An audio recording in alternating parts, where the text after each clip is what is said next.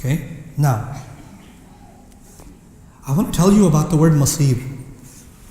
There are two meanings. Ibn al-Faris argues that Sara yasiru, combines two meanings. He says, فلان على صير الأمر يعني في منتهى الأمر. Sayr also means the end of something. Which is why some translations say, إِلَيْكَ الْمَصِيرُ, to you alone is the final return. Yeah? That's masir. But Sara also means asbaha. Sara musliman bima'na asbaha musliman. He became a Muslim, to transform. The combination of those meanings. To you Allah is the place where we will finally return, and heading to you we will experience transformation. What Allah is telling us is when we are before Allah on Judgment Day, we will be a completely different creature. We will not be the same. You know, this is not al-nash'at al-ukhra. This is nash'at al-ukhra. This is something else. But as we are journeying to Allah, we are every single day experiencing some transformation. Every single day something is changing inside of us. That is what's supposed to happen. Your goal, listen to me carefully, your goal is not to memorize the Quran. Your goal is not to learn Arabic. Your goal is not to know all of Tajweed. Your goal is not to do this number of ibadah or that. Your goal is not to get ijazat in all the ulum. This is not your goal. Your goal is progress. Your goal is what? Progress. Does everybody make the same progress? Some people make slow progress, some people make fast progress. Allah does not care. All Allah cares is that you are making progress. I told this young fellow who couldn't recite Quran, you know, there are people who recite Quran beautifully. Beautifully. You listen to them and you're like, oh my God, this is like the voice of an angel. It's amazing. But that guy is worthless to Allah because if he only recites Quran to impress people.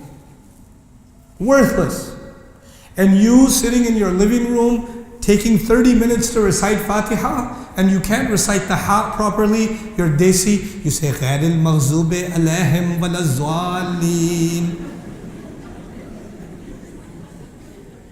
If you do that, but you're trying, your shaykh says غَيْرِ غَيْرِ غَيْرِ غَيْرِ غَيْرِ غَيْرِ الْمَغْضُوبِ الْمَغْضُوبِ الْمَغْضُوبِ ضالين زوالين ضالين زوالين.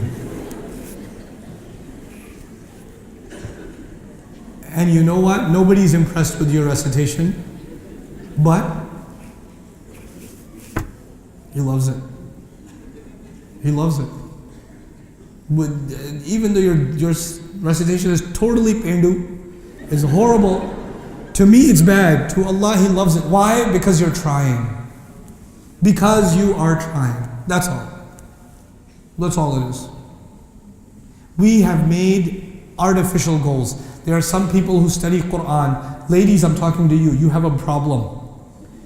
Some of you study Deen, you have obsessive compulsive disorder. Until I know all the words of the Quran, I don't know anything. Until I don't memorize this surah, I don't know anything. Oh my God, I have to finish Tafsir ibn Kathir, then I have to finish Ibn Ashur, then I have to finish.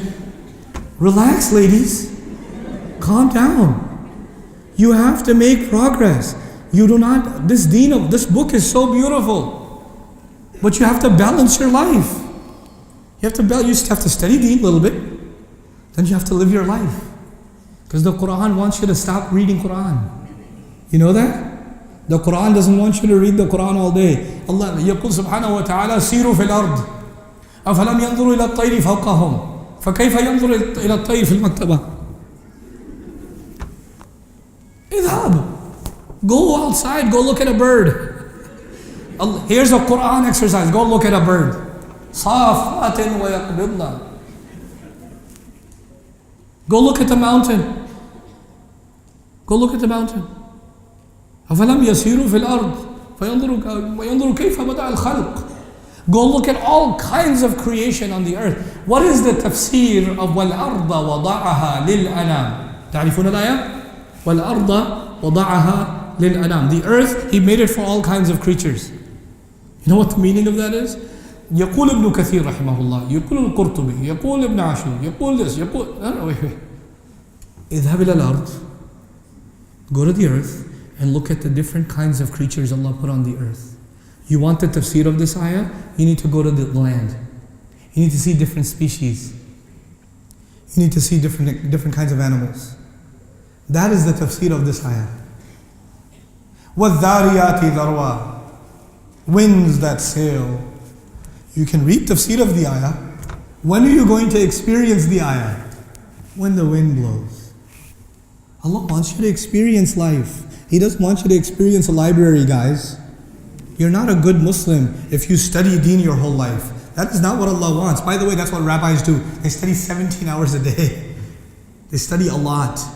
That's all they do is study. They become weird people. You know, people who study a lot, they're strange people. You know that, right? Because they don't deal with people, they deal with what? Books. When you deal with books, you don't know how to deal with people. So they're always awkward. Rasulullah sallallahu alaihi wasallam used to deal with people all the time.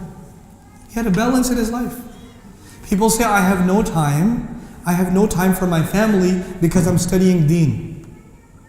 Pardon my language, ullu ke pate, what are you talking about?